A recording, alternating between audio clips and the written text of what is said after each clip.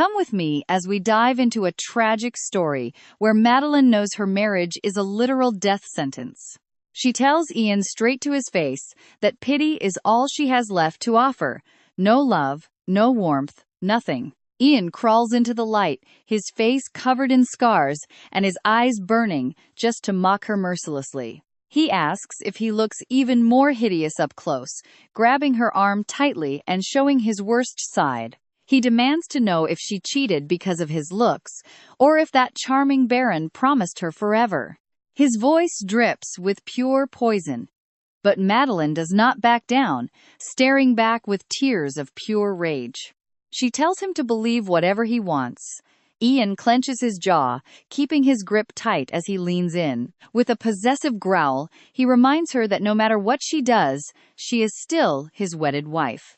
She throws that title right back, unleashing 6 years of built-up resentment in one powerful blow. She screams that he never treated her like a wife, declaring their marriage dead.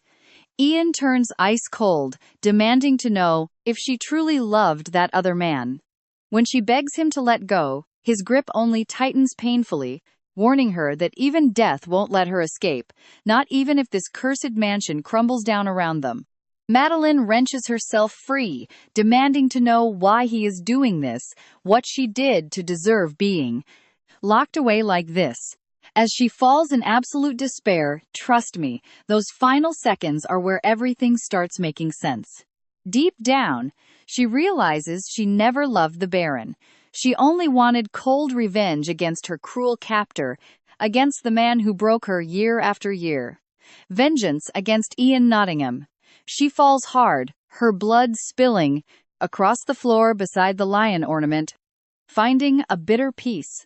6 years of hell, dying, disgraced, and unfaithful. But seeing Ian's face completely shattered by grief before she finally closes her eyes is more than enough. If she made him suffer for just a moment, she can rest. Suddenly, the light shifts, warm and golden. No hell, just the sunlit bedroom of Rowanfield Manor, and a maid gently brushing her long blonde hair. Staring at her reflection, she cannot believe it, she is 17 years old again. She spent 3 days crying and laughing in shock, but she finally pulls herself together to regain control, and reassures her worried maid. When the maid notices her reading the newspaper, a highly unusual habit, Madeline locks her eyes on the date, The Times, London, April 1914. This is where it starts. Her mind races. Her father is alive, still squandering fortunes, traveling Europe while her clock is ticking down. She knows the disaster ahead, the terrible investment that will ruin them and drive her father to hang himself, right in his study, leaving behind a will that doesn't even mention her. A young woman left, penniless and desperate, sold off to a mysterious count and dragged straight into the darkest of abysses. But this time, we are teaming up with her as she plans to stop that investment and break the cycle. She paces through the estate gardens with a single goal in mind. Things are going to be very different. Suddenly, her father's voice cuts through the quiet. He leans out of the carriage with a shameless grin. She feels guilt and resentment, but she missed him so much. After all, he gave her a beautiful childhood. She steps into the carriage, preparing herself. She has a golden opportunity now, and her priorities are clear. Save the family fortune, survive the upcoming hardships, and stay far away from Ian Nottingham. But as we are about to see, that flawless plan is not going to last very long at all. A careless father invites a guest inside, completely unaware of the absolute chaos he is about to unleash. He introduces his special guest, but the moment Madeline locks eyes with Ian Nottingham, she freezes completely. This is not the man she remembers.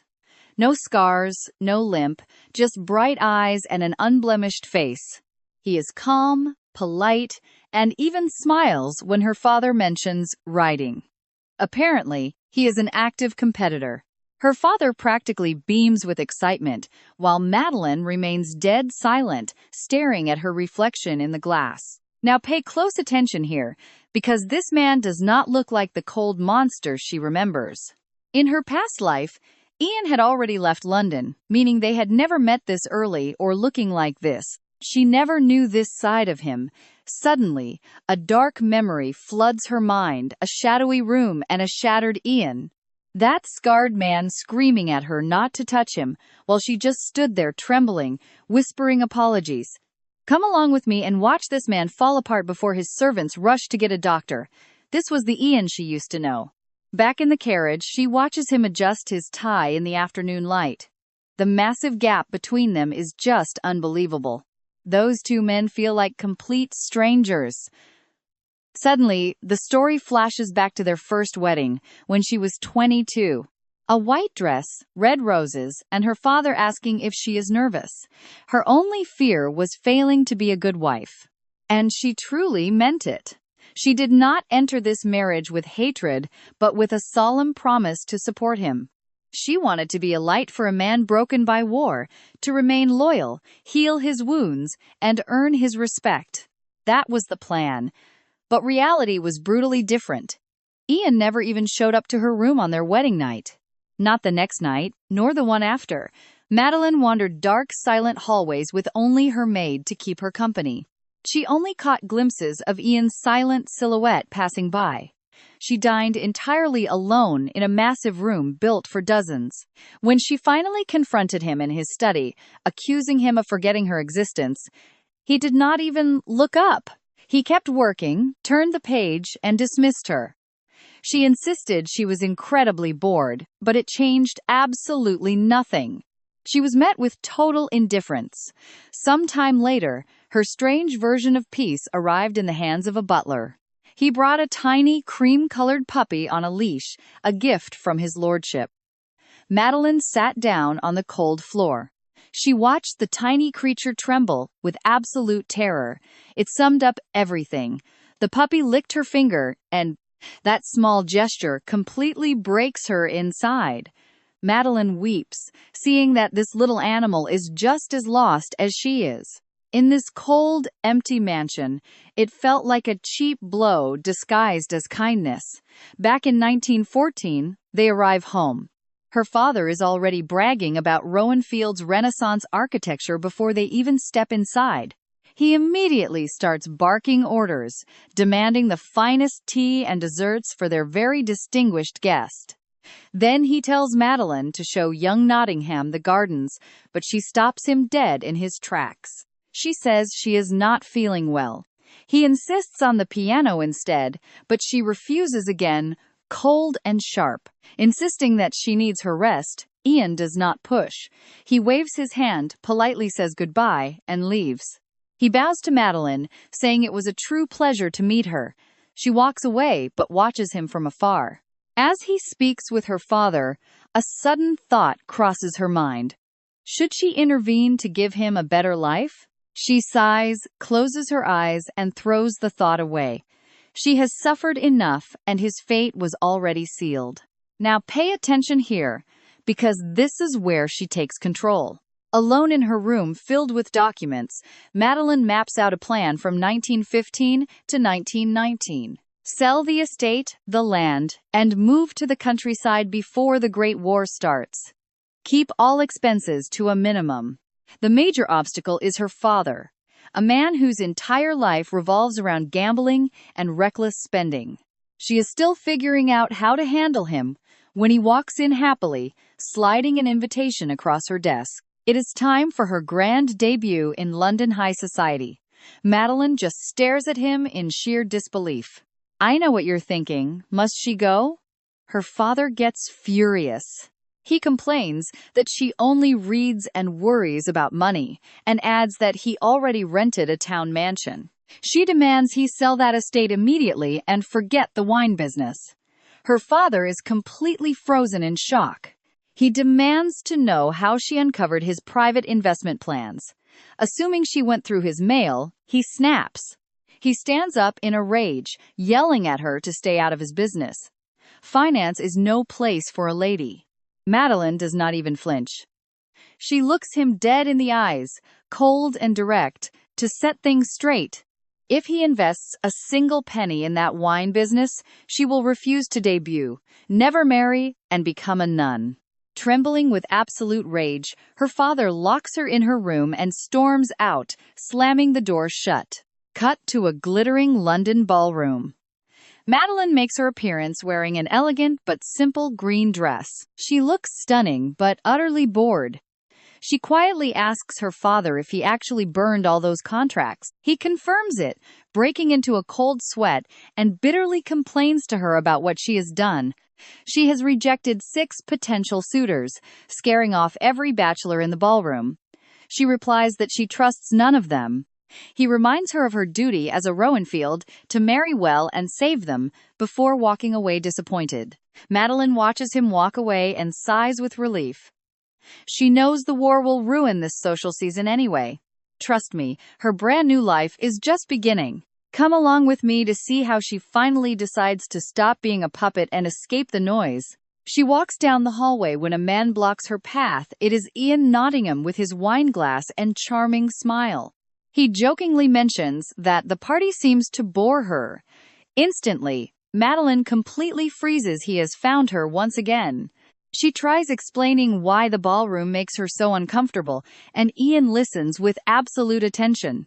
With a soft laugh, he advises that since nobody can predict the future, it is best to simply enjoy the present. Avoiding fun won't stop what is coming. Madeline stays silent as her mind drifts to memories of skeletal hands. Those hands threading wires make her quickly look away, insisting she is perfectly calm and just hates wasting time. Ian understands her annoyance and, gracefully changing the subject, asks what she would wish for if she danced with him. Before she can even process the sudden offer, he is already bowing formally right in front of her. He asks for the honor of a dance with Miss Madeline Rowanfield. She stares at his outstretched hand with hesitation. Her mind torn between 2 paths, she has absolutely no obligation to save anyone, let alone him. She spent this second chance at life running from Ian Nottingham, but knows exactly what happens if nothing changes. He will go to war, return with a completely shattered soul, and the man standing here will vanish forever. And this is where you and I have to wonder if a single change can alter their tragic fate. Meanwhile, Ian's friends lounge and drink, noting that she has already rejected several dances tonight. 6 suitors turned down already. They assume she is not looking for a husband because she looks so young. Hearing this, Ian sets his glass down and stands up. His friends watch in utter shock at his initiative. The reserved aristocrat walks across the grand ballroom straight toward her, completely ignoring the cold formalities of high society. And so, they end up sharing their 4th dance. As the title rolls, The Redemption of Earl Nottingham, the room fills with whispers. Noble ladies gossip behind their fans, assuming she is just some simple provincial girl. While dancing, Ian leans in worriedly to ask if she is all right, noticing her hands are trembling. Madeline's eyes betray a storm of emotions she cannot hide, and Ian picks up on it instantly. He confesses that her cold look feels like pity. She freezes, debating internally between 2 options. Should she tell him the whole truth or simply drop his hand and leave forever? Around them, everyone laughs happily. No one shares her pain. Suddenly, she stumbles, and Ian catches her firmly as a rose falls to the floor. Stay with me, because that single fallen rose feels like a dark warning of what lies ahead for them. She knows exactly how this ends if they reconnect. Suddenly, a painful memory from her past floods her mind. She sees herself at 26 in a beautiful sunny garden, noticing a flower missing from her favorite rosebush. She playfully blames her dog Corey before spotting a clean cut. She smiles, wishing the thief well. That was one of the very few moments of peace she ever felt in her stormy past life. But the peace shatters. The memory turns cold and gray as a sudden downpour begins to rage. Madeline runs desperately through the muddy garden searching for her pet while her servants beg her to come back. They urge her to go inside before getting sick, but she refuses to stop under the heavy deluge. Completely soaked, she keeps crying out as her butler Sebastian and the maid try desperately to stop her. She turns on them in a fury, accusing them of only caring about her husband's anger. In that tense moment, Ian appears, his face covered in battle scars, and coldly orders her inside. As she weeps desperately for her dog, he sharply demands that she forget about a simple pet. He says it is just an animal and won't risk lives for it. Devastated by his cruelty, Madeline clenches her teeth. She angrily snaps that he gave her Corey, the only creature that ever showed her affection in this cold mansion. Unshaken, Ian grabs her arm tightly and repeats his command as they glare at each other in the pouring rain. The agonizing memory suddenly fades. Right before her, the present-day Ian asks with deep concern what is wrong. Madeline snaps back to reality in the ballroom, the shadows of her past torment clearly showing on her face. Gently pulling her hand away, she offers a perfect curtsy and politely thanks him for the dance before leaving. She walks away with determined steps as her heels click. Ian watches her go, muttering quietly under his breath. And that's where we leave it, a reminder that some wounds take more than a lifetime to fully heal. Let's dive in and see how destiny pulls them together. At an elegant dinner, Madeline looks up to find Ian sitting right across from her. High society is suffocating. She keeps her head down, determined not to get involved in whatever drama unfolds at this table. Suddenly, the young woman next to Ian violently slams her hand down. She explodes. He stays calm, telling her to quiet down and stop the scene. But then, he cold-bloodedly adds that her lack of self-control is why a worthless scoundrel manipulates her. Madeline utterly freezes. That is, Isabel Nottingham, Ian's sister. In her past life, Ian had no family left when they married. His brother Eric died volunteering at the front, and Isabel perished in a tragic car crash before the war. Rumors whispered it was no accident. She was dating a man from a very low social class, and gossip said she chose death with him over facing society's brutal rejection. Madeline always wondered if Ian would have been such a monster if his siblings had survived. Suddenly, she remembers when she was 22, wandering the Nottingham estate, discovering Isabel's old bedroom. Ian kept it completely untouched, like a sanctuary frozen in time.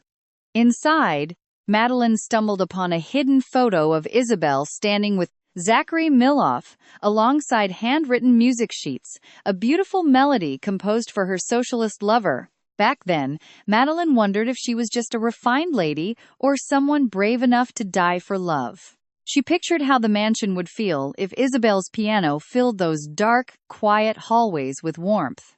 But that fantasy shattered when the old Ian barged in, glaring at her with pure, unadulterated hatred, and strictly forbade her from ever stepping foot inside again. Back in the present, at the dinner table, the siblings' tense argument reaches a boiling point. A glass shatters. Isabel stands up in a fury, screaming at Ian that he is the truly wretched one. She grabs her hat and storms toward the exit. Ian demands to know where she is going. She yells back that she is suffocated by his control and will not live like this anymore, storming out. The other guests shrug it off as just another family spat. Now, pay attention here. A chilling memory suddenly strikes her.